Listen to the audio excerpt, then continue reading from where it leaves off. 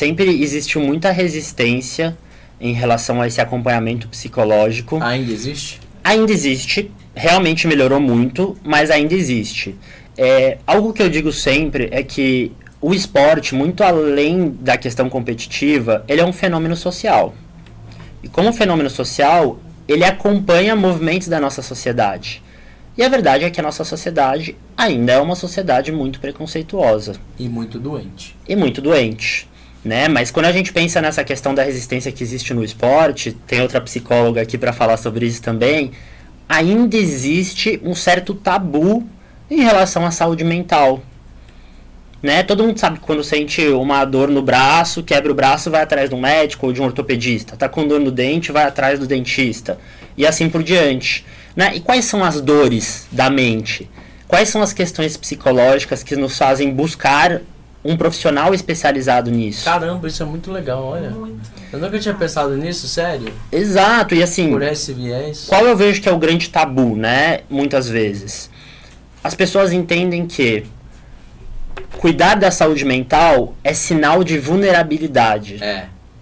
E as pessoas entendem que vulnerabilidade é uma fraqueza. E aí tem algumas reflexões importantes. Uma delas é, por que vulnerabilidade é fraqueza? Se todos nós somos seres humanos e temos as nossas vulnerabilidades. E mais do que isso, né, buscar acompanhamento psicológico não é um sinal de fraqueza, é um sinal de força. Porque mostra que você está preparado ou disposto a enfrentar as suas vulnerabilidades, os seus dilemas, as suas questões e está buscando um autocuidado. Você quer se fortalecer.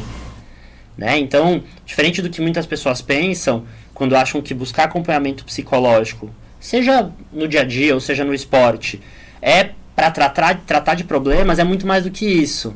Você pode cuidar de questões, como todo mundo tem as suas questões, como também otimizar a sua performance, otimizar aquilo que já está legal, desenvolver autoconhecimento, que é fundamental para a nossa vida, né? Se conhecer. Então, respondendo a sua pergunta, sim, a gente tem evoluído muito, né? Acho que se a gente for pensar no Brasil, principalmente, começou a se falar mais de psicologia do esporte a partir dos mega eventos esportivos no Brasil. Então, a gente teve a Copa do Mundo de 2014, os Jogos Olímpicos em 2016.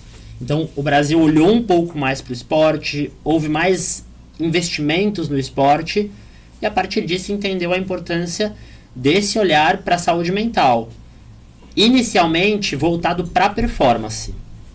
Então, por exemplo, eu fiz parte do grupo de preparação mental do Comitê Olímpico Brasileiro.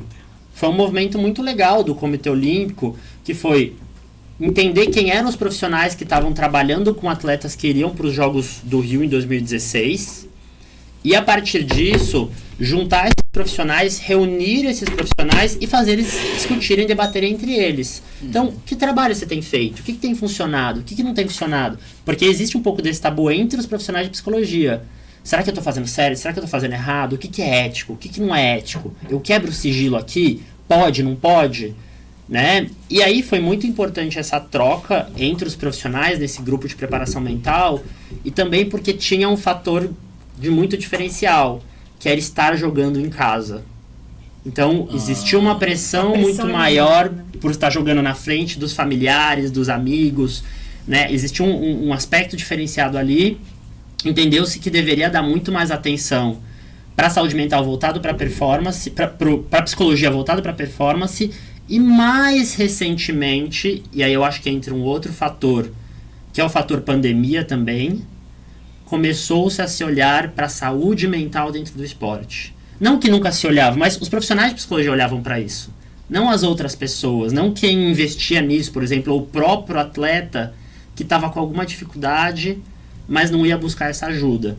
Então, é uma série de acontecimentos que foram fazendo com que as pessoas dessem mais atenção para isso. E recentemente a gente teve algumas referências do esporte, né? Infelizmente por um caminho que não deveria ser o ideal, que é tô me aposentando, tô me afastando, tô parando, quase parei por conta da saúde mental e busquei ajuda, mas talvez tenha sido necessário nesse momento para que eles falassem sobre o tema e outras pessoas entendessem que não tem problema falar sobre isso, não tem problema buscar ajuda. Talvez seja um sinal de força e não de fraqueza.